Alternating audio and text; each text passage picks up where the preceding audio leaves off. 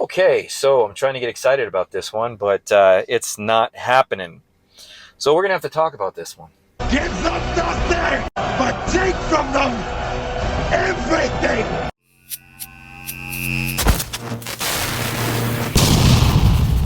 What's happening, guys? Hope your day's going well. Today, we're going to review 3-in-1 Essential Muscle Builder. We're going to go over the ingredients so you know what you put in your body, and we'll go over the effects if there are any. If you're new to the channel, you like stuff like that, hit the subscribe button. Love to have you along for the ride. So let's just jump into this. It's a small profile, so this shouldn't take too long, but I do want to give you guys some information.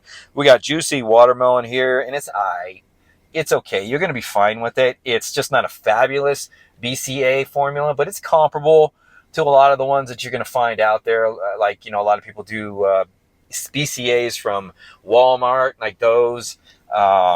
It's very, very comparable. So that's all I can say. I'm not going to do scales. Never going to do scales. You're going to be fine to sip this thing. So jumping right into the ingredients, I'll put it right in front of me here. We got 1 scoop, 13 grams, 30 servings. Packed flat level scoop with a little bit of dome on it was 13 grams for me. You don't have to throw this on a scale. If you go over or under on this, it's not going to mess you up anyway. So jumping right into the ingredients here. Calories, 25. We got chloride at 185, sodium at 120. We like sodium, so this is salt. Whenever you have chloride and sodium, they're getting it from salt. So either there's salt in here somewhere. I can't seem to find it anywhere on the label, unless it's the malic acid. If there's some kind of a salt base to the malic acid. Thinking about it, I don't know. I'd have to look that up myself. So we like sodium among anything there because of the hydration effects, the sodium ions, the increased contractional capability to kind of keep us going in the gym, kind of stacking on other ingredients. So it's good. Then we got Insta Aminos, vegan BCAAs. So vegan BCAAs, the only difference between vegan BCAAs and regular BCAAs is supposedly the sourcing. So those that sell vegan BCAAs claim that other BCAA or EAA formulas get their amino acids from chicken feathers and bird feathers and human hair and stuff like that, where vegan BCAAs go more of a cleaner source. That's what they say. I don't know, to be honest with you. So we got a good amount here. We got 5 grams. So I like that. And the leucine I like too, 2,500 milligrams. So I like to see 2.5 grams on up on any EA, any BCAA formula. That is going to be that point of increased muscle protein synthesis that I like to see. Then we got the 211 formulation here of the isoleucine at half that at 1250 and the L-valine at 1250. It's been around for a long time. Supposedly there was a study or two that said that this concoction with this amount did the best benefit. Although BCAAs will not increase muscle protein synthesis on their own. You need the other amino acids. So for those out there looking at a formula like this is a formula, as far as, I haven't finished yet, but this is a formula because of the BCAAs, that you take BCAAs if you're eating before your training and you're drinking it before your workout, or you're eating after. Well, I'd say make sure you're eating before you take the BCAAs if you're looking for muscle protein synthesis spikes, because that food that you're digesting, real food, I'm not talking whey protein or anything, but that real food is being broken down in your stomach for an hour or two. Those amino acids, the extra ones, the other essential amino acids, and everything else is going to be floating around your system. So this will actually stack on that, and then you're going to get possible benefits for muscle protein synthesis. But other than that, BCAAs are really good for recovery. The biggest thing on that is because they actually can increase glycogen levels, because during training, if you have no other source of energy and your body's bottomed out, it will take these amino acids and turn them into glycogen and shoot it into the bloodstream for energy during your training. So some of these formulas, it's when you're dealing with BCAAs over EAAs, there is a certain way to take either one. EAAs, you can actually take pretty much any time. It's a complete essential amino acids. You have all of them. There's been studies. Jorn Tremmelin did all the studies. Don't try to argue with me about about BCAAs and EAAs and the spiking of muscle protein synthesis. He confirmed you need those other amino acids for a good muscle protein synthesis spike. But like I said, BCAAs do have their benefits. They curb hunger. So they manipulate some functions in the brain, the BCAAs themselves, to dial down hunger. And they're satisfying. So, and there's something to take other than a soda or something like that if you like the flavoring on this. And there's like I said, the benefits, it's almost like a hydration effect you get on BCAAs when you're taking them in a fasting state. Like then you feel kind of energized. And mainly that's because there's some cellular activity going on as it's trying to break down these amino acids. So not trying to make this too long. We're going to jump right into the next ingredient, talking about creatine mono, 3 grams. So when it comes to creatine, for those looking for formulas like this or supplement with creatine, if you're under 200 pounds, I'd say under 180, you can do the 3 grams on this. This will be fine. But if you're like me at 215, 220, even 210, anything over 200, you want to be sitting around the 5 grams of creatine. So when I take creatine, I just started back up taking creatine. And I take 5 grams, so I threw more on top of this, 5 grams in the morning. I take a gram before I go to bed. Because you guys might not know this, but creatine has some other benefits other than, other pathways to produce benefits for us for our energy levels and our training. And creatine can also increase energy production, not just because how creatine binds to a phosphate molecule and enters the cell, but it also can draw in water. So it's an osmolyte. And there's been studies showing that it'll actually draw glycogen in with that water into the cell.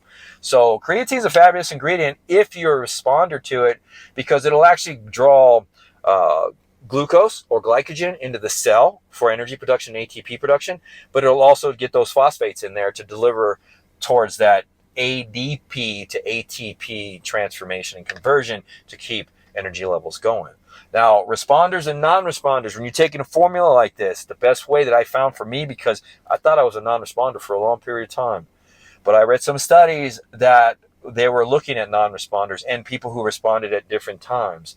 And some people respond well with the uptake of creatine with insulin, so carbohydrates, and others don't. And then some respond very well to the metabolic activity during training. That's me. So I take creatine before my workout because I become very hypersensitive in my cells with how hard I train, that I seem to notice more of a benefit while I'm training, like the creatine's being drawn up to the cells, water's coming into the cell, it's drawing glycogen, so it keeps my blood sugars down as well, and it keeps my energy production going. I do it that rather than trying to take it after. But you'd have to find which way you respond best to creatine. Just a piece of also. Also, creatine has an effect on muscle protein synthesis, not as if you were going to be eating protein effects. It actually spikes an anabolic spike in a different pathway through a pathway called MAKP. And this is a pathway where creatine itself can actually, as the cell hydration is going on and those functions, the glycogen and stuff, it activates, I believe, some of the second messengers, which then activates this MAKP response that increases muscle protein synthesis. So pretty interesting for creatine. It has a lot of different benefits. We can make this video real long, but I don't want to do that. I want to cut it short.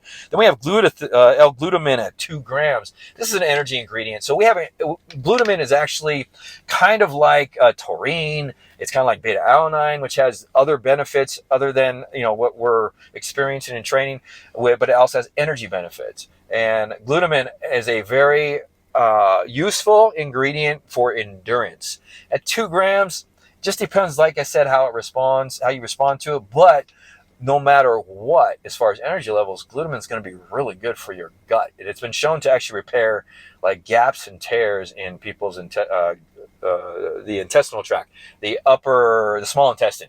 So very good ingredient as far as health-wise for the gut for sure. So Vintage Muscle 3-in-1 Essential Builder. How did it do? So I've already said I had to throw some more creatine on this for me, and I took my creatine at night. I also after a while, because I don't like BCAAs, it's just my own personal preference. I don't eat in the morning, so I don't eat before training. I eat after. So I noticed myself being more run down. And so I had halfway through this one, I had to start throwing like EAs in with it, just so I can keep taking it and getting the creatine and using it up type thing. So ending this basically with a talk for those that are looking for an ingredient something like this, an ingredient profile. When you're looking at something that's BCAA, it's creatine and glutamine. So anything with BCAAs, I recommend that you only take BCAAs if you're eating meals before you actually consume the BCAAs within an ample amount of time, 1 to 2 hours before the BCAA, so you have those other amino acids flowing in your systems for not only the recovery benefits and all that good stuff, but also get a good MPS spike possibly out of them as well. The creatine, you just got to figure out how you respond. So they haven't narrowed it down because of that fact. They say it could be taken before, during, and after, and that's because everybody responds differently, and you got to find out the way you respond the best. And like I said, I respond best taking it right before training, and then it digests while I'm training, and I feel the effects and the energy throughout the day on creatine once I'm loaded. It's a loading ingredient. You can't just take this 4 days a week and expect to have these great benefits from creatine. You have to load up on creatine. So just so you know, for those that don't know. And then the glutamine, I don't mind glutamine. I really don't, because it helps with the endurance. I've never noticed anything as far as endurance wise, but I'm taking all kinds of other stuff all the time, so it's hard to tell if it's actually doing something as far as that goes. No recovery from glutamine. I've taken glutamine I tried it years ago. I tried it when they tried other glutamine forms and all kinds of different things. I got no recovery benefits, and when I went into the studies with glutamine, as far as repairing tissue, you literally have to get up to that 12 to 20 grams a day. That's what they use for burn victims to actually get that effect as far as tissue repair. So look at glutamine as more of possibly I'm going to get some gut benefits out of this stuff. I'm not going to be farting, blowing wind in the gym, and I'm going to be good as far as that goes, and also possible energy benefits. So I hope this review helps, and I got to get on with the rest of my day and finish my day off. Once again, 3-in-1 Essential Muscle Builder. We'll see you guys next time on the channel.